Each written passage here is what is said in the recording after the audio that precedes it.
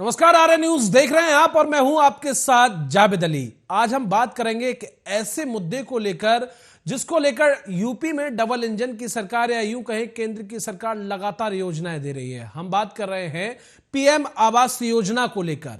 हमीरपुर जिले के सुमेरपुर विकासखंड क्षेत्र के गांव कुमाऊपुर में एक ऐसा परिवार है जिसने महज एक छत का सपना देखा था और पूरी जिंदगी समाप्त होने को और पहुंच गई, लेकिन सपना साकार होता दिखाई नहीं दे रहा है। हालांकि यूपी में डबल इंजन की सरकार होने के बावजूद भी सपना पूरा ना हो सका, जबकि देश के प्रधानमंत्री ने भी हर घर एक छत का सपना आवाम को दिखाया था। लेकिन हमीरपुर जिले के सुमेरपुर विकासखंड में प्रधानमंत्री नरेंद्र मोदी का यह सपना साकार होता नहीं दिख रहा है, क्योंकि कुमाऊपुर गांव का यह निषाद परिवार तकरीबन दशक प्रधान और प्रधानमंत्री बना चुका है, लेकिन आज भी पन्नियों व झुग्गियों में रहने को मजबूर है।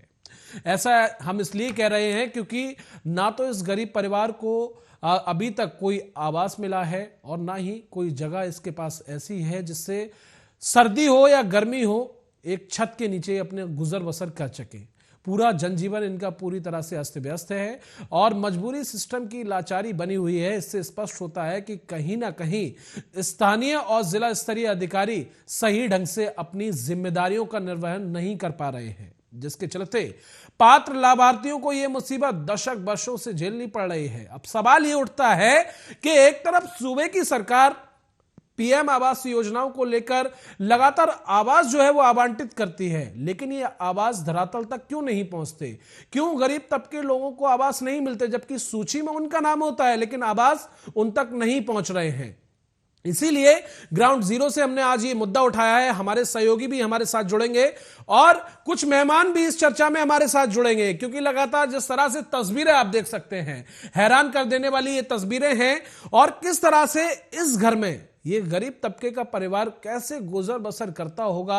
छत भी नहीं है, पन्नियां पड़ी हुई हैं, मिट्टी का ये घर है, अगर बारिश आए तो कभी ये ढह सकता है, गर्मी में कैसे अपना गुजारा करेगा और अभी आप ये अंदाजा लगाइए कि कड़ाके की सर्दी में कैसे ये परिवार अपना गुजर बसर कर रहा होगा। कई सारे सवालिया निशान खड़े होते हैं कि आप गवर्नमेंट के द्वारा तो आवास दिए जा रहे हैं, लेकिन धरातल तक ये आवास आखिर क्यों नहीं पहुंच रहे? आखिर किस किस संरक्षण के चलते गरीबों को ये आवास आवंटित क्यों नहीं हो रहे हैं? क्यों अपात्र लोगों को ही आवास दिए जा रहे हैं? जिन लोगों के पास बड़े बड़े बंगले हैं, गाड़ियों से घूम रहे हैं और कई सारे मकान हैं, उनके लिए ये आवास घोषित किए जा रहे हैं, जबकि गरीब जिसके पास दो वक्त का खाना भी नहीं है, दो वक्त के खाने के लिए उसे सोचना पड़ता है आखिर उसके लिए ये आवास कब आवंटित किए जाएंगे।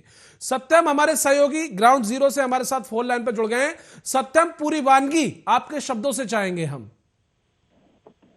देखिए जावेद, बताना चाहूंगा ये जो पूरा मामला है जी विकासखंड के कुमाऊपुर का है, जहां पर हमने जो जमीनी हकीकत है वो भी हमने दिखाने का प्रयास किया है। जो जिम्मेदार अधिकारी एक तरफ तो जो है चाबी दे करके फोटो खींचते हैं और सार्वजनिक करते हैं कि हमने जो है देखिए इतने लोगों को आवास दे दिया, लेकिन कहीं ना कहीं एक तरफ जो उत्तर प्रदेश की योगी सरकार है उसकी कहीं ना कहीं ये जो जुबानी है, जो ग्राउंड जीरो से हमने दिखाने का प्रयास किया, वो कहीं ना कहीं प्रधानमंत्री और अपने सूबे के मुख्यमंत्री योगी आदित्यनाथ की मंसूबों पर साफ तौर से पानी फेरने का काम जो है यहाँ के जो जिम्मेदार हुक्मरान है वो करने का प्रयास कर रहे हैं। फिलहाल आप देख सकते हैं, विजुअल भी बयां कर रहे हैं कि किस तरीके से जो घर है आपने ग्राउंड जीरो पर पहुंचकर पन्नी लगी हुई है, लेकिन उसके बावजूद भी जो है जो जिम्मेदार अधिकारी हैं लगातार जो है वहां से निकलते भी होंगे और निकले भी होंगे, लेकिन उनकी कहीं ना कहीं जो सत्यम रोकना चाहूंगा आप हमारे साथ बने रहिए, आप हमारे साथ बने रहिए, क्योंकि आपने जो ग्राउंड जीरो पर पहुंचकर लोगों से जो पीड़ित हैं उनसे बातचीत की है, पहले अपने दर्शकों को वो दिखा देते हैं। फाइलों में गांव का मौसम गुलाबी है, मगर ये आंकड़े झूठे और ये दावा किताबी है। जी हाँ, इस वक्त मेरी मौजूदगी सुमेरपुर विकास खंड क्षेत्र के कुमाऊपुर गांव पे है, जहां पर आप देख सकते हैं कि किस तरीके से एक गरीब परिवार जो है किस तरीके से अपना गुजर बसर करने को मजबूर है। साफ तौर से आप देख सकते हैं कि यहाँ पे जो खपरे हैं वो लगे हुए हैं, जो आखिरकार अगर एक तरीके से देखा जाए तो बारिश के समय में यहाँ के हालात कैसे रहे होंगे और कैसे होते होंगे। लगभग आजादी के 75 साल बीत गए, लेकिन उसके बावजूद भी जो गरीब हैं और गरीबों के लिए जो सरकारें योजनाएं, तमाम योजनाएं लेकर के आती हैं, लेकिन जो स्थिति है वो गांव में जस की तस बनी हुई है। मेरे साथ में माता जी हैं, माता जी से मैं बात करूंगा। क्या नाम है माता जी? सोमवती। अच्छा, आपने आवास का फॉर्म भरा है कभी? आवाज के भरम है जी। हमार बहुत मुसीबत थी अभी तक आपको आवास नहीं मिला? हाँ, कुछ नहीं मिला हमको। बारिश के समय में कैसे आप ऐसे गुजर की न जैसे करो, जैसे भगवान ईश्वर हमका जाकर जैसा करो है। हम यहाँ के रातन पानी उलीचो है जी। बच्चन कैसे इनमें भींजन से उड़िया के पार दिन है, चिल्लात रहे, आगी बारो है, तपा हुआ है, का कर ये हमारी मुसीबत थी। यहाँ के ग्राम प्रधान, सचिव सब ते हम कह के तो छप बोला गई है ना। हाँ। सब ते कहा हुआ, सब ते को हमका सुनाई नहीं करता, कोई सुनवाई नहीं। तू नहीं सुनाई करता है। क्या कारण है? कुछ बताते होंगे, कुछ बोलते नहीं होंगे, कहते क्यों कि नहीं हाँ, मिलेगा आएगी कहीं, बस कही दे कि आएगी। स्वर प्रधान हुए या बोलत रहे कि आ जाई तुम्हार कॉलोनी, आ जाई तुम्हार कॉलोनी, कुछ हमका मतलब नहीं। बिल्कुल, देखिए माता जी थी और माता जी ने साफ तौर से यहाँ की जो स्थिति है वो बताई कि आखिरकार जो यहाँ के प्रधान, कई प्रधान रहे, लेकिन जो स्थिति है वो जस की तस बनी हुई है। तुम्हारी फाइलों में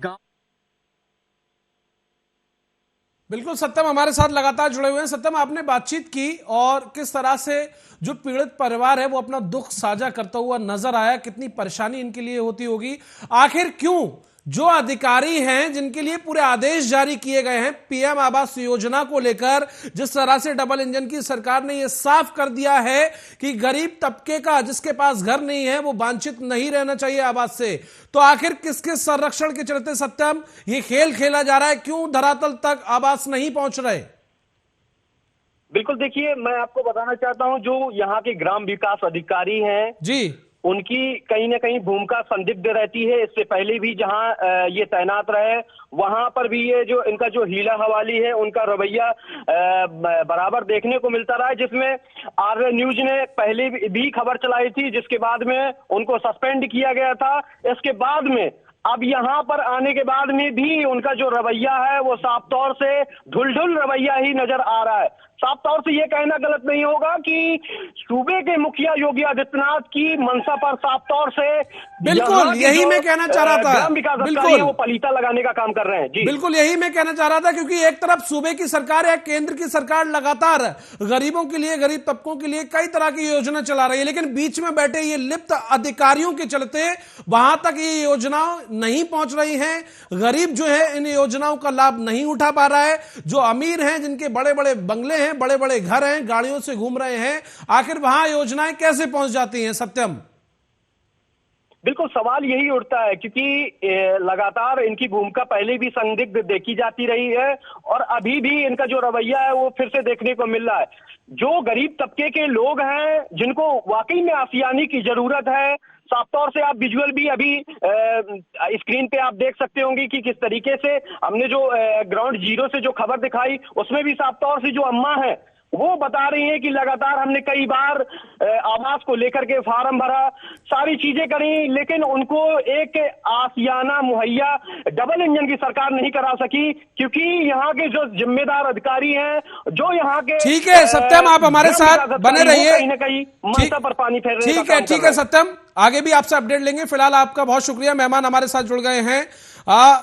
रविंद्र जी हैं, विकासखंड अधिकारी सुमेरपुर हैं, और उनसे बात करना चाहेंगे कि रविंद्र जी आप एनजीओ भी चलाते हैं। जी नमस्कार। नमस्कार, आप एनजीओ भी चलाते हैं, आपसे साझा करना चाहूंगा कि गरीब तबके के ये लोग हैं, लगातार आप क्योंकि जो संस्था चलाते हैं ऐसे लोगों के बीच में पहुंचते भी होंगे, देखते भी होंगे, जब सरकार के द्वारा ये चीज आवंटित की जा रही है तो गरीबों को क्यों नहीं मिल पा रही है? आपसे जानना चाहेंगे। सर इसमें एक्चुअली मैं 10,000 भी काम करता हूँ जी। तो जब गाँव सर्वे करता हूँ तो तब हमने ये जाना है जी कि एक्चुअली में जो लिस्ट बनती है ग्राम के द्वारा, जी, सबसे पहले लिस्ट बनने के बाद वहाँ पे जो खंड विकास अधिकारी है सुमेरपुर में, ये अपने प्राइवेट तरीके से कुछ मुर्गे बैठा ले हुए हैं जी, चलो ये प्राइवेट जो कर्मचारी बैठे हुए हैं ये अवैध तरीके से बैठते हैं और जो व्यक्ति 20,000 रुपए इनको दे देता है उनके ये नाम आगे बढ़ा देते हैं और यदि कोई नहीं देता है तो उनका नाम काट देते हैं।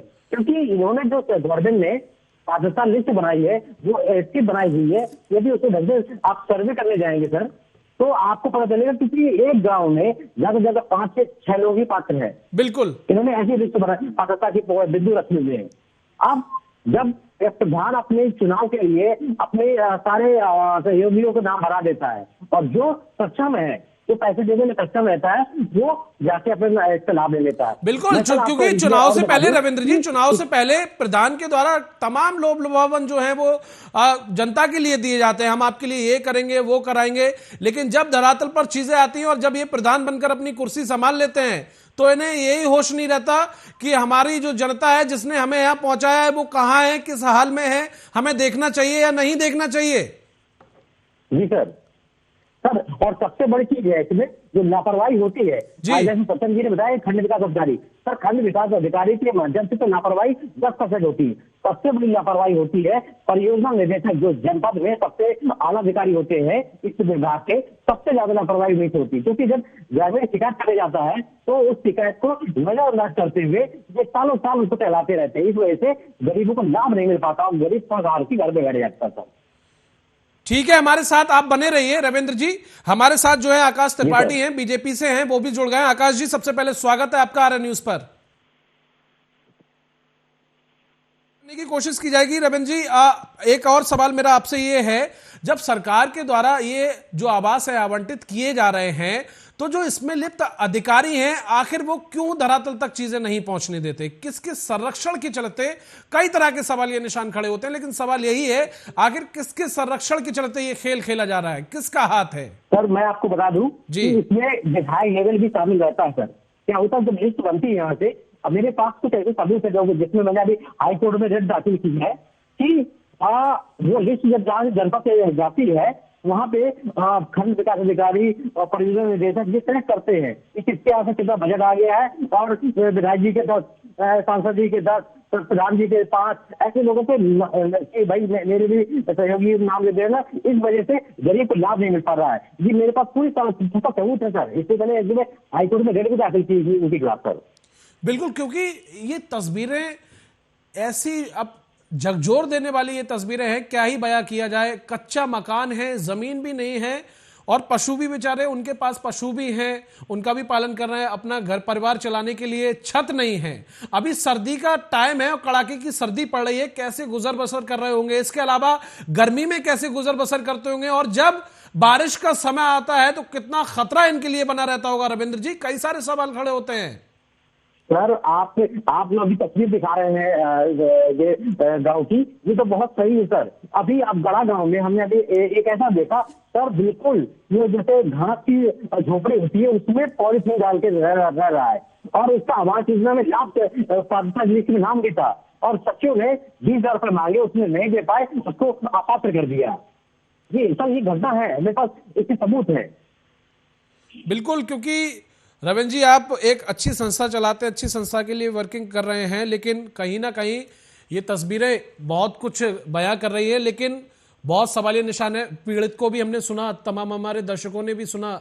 हमारे सहयोगी सत्यम गौर ने ग्राउंड जीरो पर पहुंचकर बातचीत की और वो रोती हुई नजर आई कि क्या करें, तमाम पीएम बदल गए, सरकारें बदल गई, लेकिन जिस तरह से ये सरकार काम कर रही है, डबल इंजन का वादा करती है और आवास का तमाम जो है आवास पहुंच भी रहे हैं। लेकिन आपने एक बात कही थी रविंद्र जी अभी कि सूची जो बनती है सिर्फ 3 या 4 लोगों की सूची बनती है, 3 या 4 लोगों को जो है घर आवास मिल पाते हैं, लेकिन जो है पूरा जो पायदान है, पूरी जो लिस्ट है वो गवर्नमेंट को ऐसे भेजी जाती है जैसे ये सारे गरीब हैं और इन सबको जो है मकान मिलना है, लेकिन जब नंबर आता है तो वो मकान पता नहीं कहां गायब हो जाते हैं। सर इसमें ड्रॉबैक क्या क्या है? तो सरकार ने सिर्फ ओनली सारी जिम्मेदारी खंड विकास अधिकारी को दे दी है। जबकि जो मानक है, मानक में राजस्व विभाग को भी इंक्लूड करना चाहिए था, परिवहन विभाग को भी इंक्लूड करना चाहिए था, क्योंकि इन्होंने कहा है कि भाई 2 पहिया वाहन भी नहीं होना चाहिए, मोटरसाइकिल। अब घर में मोटरसाइकिल है या नहीं है ये सच्ची को कैसे पता चलेगा सर? राजस्व विभाग 12 बीघा से ज्यादा जमीन है या नहीं, ये सचिव को तक कैसे पता चलेगा? जब हर जगह की रिपोर्ट लगती तब जाके एक बहुत अच्छी लिस्ट बन पाती, पर ये सरकार ने नहीं किया और इसका लाभ उठा रहे हैं। और रविंद्र जी, इसमें सचिव ही लिप्त नहीं है, इसमें और भी अधिकारी लिप्त हैं, क्योंकि ये सचिव के लिहाज से लिस्ट जाती है, बनती है। खंड विकास अधिकारी और परियोजना निदेशक, या तो परियोजना निदेशक तक सब कहा जाता है सर। बिल्कुल बिल्कुल। अभी मैंने कई ऐसे बिल्कुल हैं, कई कार्रवाई के लिए अभी पेंडिंग है और जल्द ही अभी ये कार्रवाई होगी तो आपको पता चलेगा जनपद हमीरपुर में परियोजना निदेशक सबसे ज्यादा इस भ्रष्टाचार में लिप्त है। ठीक है रविंद्र जी, बहुत शुक्रिया, बहुत धन्यवाद अपना समय देने के लिए और हमारे साथ जुड़ने के लिए, बहुत बहुत धन्यवाद। आगे भी इस तरह के आर्य न्यूज मुद्दे उठाता रहेगा। और हमारे साथ शिवम मिश्रा हैं, सपा से हैं, वो जुड़ गए हैं। सबसे पहले शिवम जी, स्वागत है आपका आर्य न्यूज पर। और सवाल यही है, क्योंकि जिस तरह से हमारे सहयोगी ने ग्राउंड जीरो पर पहुंचकर एक तरफ डबल इंजन की सरकार आवास को लेकर तमाम बड़े बड़े वादे कर रही है और आवास आ भी रहे हैं, उनके वादे झूठे नहीं है, आवास पहुंच भी रहे हैं, लेकिन कहीं ना कहीं बीच में बैठे ये जो अधिकारी जो साफ तौर पर डंक लगाए बैठे हुए हैं, वो जो तमाम आवास आते हैं, योजनाएं आती हैं, वो धरातल तक पहुंच नहीं रही हैं। कई सारे सवालिया निशान खड़े होते हैं, हालांकि आप अभी सत्ता में नहीं है। देखिए भैया, पहले सबको मेरा नमस्कार। मैं हमीरपुर हमारा जो जनपद है, जिस तरीके से आप हमको भी, मुझे भी जानकारी हुई कि कुमाऊपुर में वो व्यक्ति पन्नी के नीचे आज भी रह रहा है। बिल्कुल। और ये कहीं ना कहीं, लेकिन प्रशासनिक अधिकारियों से आप उम्मीद मत करिए। ये इस समय जो सरकार चल रही है, ये सरकार पूरी ईस्ट इंडिया कंपनी की सरकार चल रही है। इसमें अधिकारी आपको कुछ भी किसी भी हालत तक पहुंचा सकते हैं। और यहाँ पे विडंबना है, देखिए कि वो निषाद बिरादरी का व्यक्ति है जिसका आवास की समस्या आ रही है इतने समय से जी। और हमारे यहाँ हमीरपुर जनपद में तीन व्यक्ति जी वर्तमान भाजपा सरकार में महत्वपूर्ण पदों पे आसीन है। बिल्कुल। साध्वी निरंजन ज्योति जी हमारे यहाँ केंद्रीय मंत्री हैं, बाबूराम निषाद जी राज्यसभा सांसद हैं, कुलदीप निषाद जी चेयरमैन हैं, उसके बाद एक राज्य मंत्री भी हमारे बुंदेलखंड क्षेत्र से है, रामकेश निषाद जी। उसके बाद भी उस व्यक्ति तक अगर ये लाभ नहीं पहुंच पाया तो कहीं ना कहीं ये प्रशासनिक अमला की घोर लापरवाही है। प्रशासनिक अमले की तो घोर लापरवाही है। ऐसे में कई सारे लोग इसमें लिप्त हैं, क्योंकि अब आपने जिस तरह से कुमाऊपुर का नाम लिया, आपने खुद वो तस्वीरें देखी होंगी और आर्य न्यूज पर ये तस्वीरों का दृश्य लाइव आप देख सकते हैं। क्या ये तस्वीरें हैं झकझोर कर देने वाली तस्वीरें हैं? कड़ाके की सर्दी में पीड़ित परिवार कैसे अपना गुजर बसर कर रहा होगा? अगर एक जगह पहुंचा है, इसके अलावा भी आपका चैनल को मैं तो बहुत बहुत धन्यवाद देना चाहूंगा कि कम से कम वो उस व्यक्ति के पास तक पहुंचा जी। बाकी आज की स्थिति मीडिया की इतनी अच्छी नहीं है। बिल्कुल, मीडिया भी आजकल वही खबर चलाती है। ठीक है, वो ट्रैक पर बाद में आएंगे, माफी चाहूंगा, ये बात बाद में करेंगे। लेकिन ये है अभी फिलहाल शिवम जी, जो तस्वीरें हैं और सचिव है, तमाम अधिकारी हैं, रविंद्र जी हमारे साथ जुड़े हुए थे, एनजीओ चलाते हैं, वो तमाम जो अधिकारी हैं वो इसमें लिप्त हैं। और बीजेपी की सरकार जब इतने वादे कर रही है, उसको लेकर रिएक्शन चाहता हूं मैं आपका। बीजेपी की सरकार, डबल इंजन की सरकार उत्तर प्रदेश में तमाम वादे कर रही है, तो वो वादे आखिर क्यों धरातल तक दिखाई नहीं दे रहे? पीड़ितों का साफ तौर पर कहना है कुछ लोगों को लाभ मिल भी रहा है, लेकिन अगर सूची निकला के ठीक से जांच करा ली जाए तो बहुत से अपात्र लोगों ने उस योजना का लाभ लिया है और वो सत्ता के दबाव में सब काम होते हैं। अधिकारी भी सत्ता के दबाव में काम करता है और अगर उस व्यक्ति का साथ नहीं, अच्छा वो उस व्यक्ति का दुर्भाग्य कहे या अधिकारियों की घोर लापरवाही, भ्रष्टाचार तो मान लीजिए सरकार में चरम पे है ही जी। अधिकारी अपनी मनमानी चला रहे हैं, यहाँ जनता की कोई सुनने वाला नहीं है। एक आखिरी सवाल है मेरा आपसे, क्योंकि वक्त का अभाव है। जिस तरह से ये जो बानगी कुमाऊपुर की देखने को मिली है, इसको लेकर आप आर्य न्यूज के द्वारा क्या कुछ आश्वासन चाहते हैं? मैं चाहता हूं कि आर्य न्यूज ने जो काम किया बहुत अच्छा काम किया है और आर्य न्यूज को इस खबर को ले जाके हमारे प्रदेश के मुख्यमंत्री और प्रधानमंत्री तक ये बात पहुंचानी चाहिए। ठीक है शिवम जी, बहुत शुक्रिया अपना समय देने के लिए और इस चर्चा में जुड़ने के लिए। तो मेहमान हमारे साथ जुड़े हुए थे, तमाम उन्होंने जानकारी साझा की। जिस तरह से ये कुमाऊपुर हमीरपुर जिले का मामला है, जो हमीरपुर जिले के पास विकासखंड में ये गांव पड़ता है कुमाऊपुर, वहां की ये पूरी तस्वीरें हैं जहां पर पीड़ित परिवार को सदियों से, दशकों से आवास का कोई लाभ नहीं मिला है। आवास योजना के द्वारा जब ये आवास आवंटित किए जा रहे हैं तो आखिर क्यों ऐसे गरीब लोग वांछित रह जाते हैं? क्यों जो बीच में बैठे अधिकारी सरकार के तमाम वादों को पलीता लगाते हुए नजर आ रहे हैं? अब देखना यही होगा कि जिस तरह से प्रमुखता से हमने इस खबर को उठाया है, पीड़ितों की वानगी आपको सुनाई, हमारे सहयोगी ने भी ग्राउंड जीरो पर पहुंचकर आपको धरातल से तस्वीरें दिखाई, इसके बाद जो सुस्त बैठे अधिकारियों पर इसका कुछ असर पड़ता है या नहीं। फिलहाल के लिए इस मुद्दे में बस इतना ही। कल फिर मुलाकात होगी एक नए मुद्दे के साथ। तब तक के लिए आप बने रहिए आर्य न्यूज के साथ।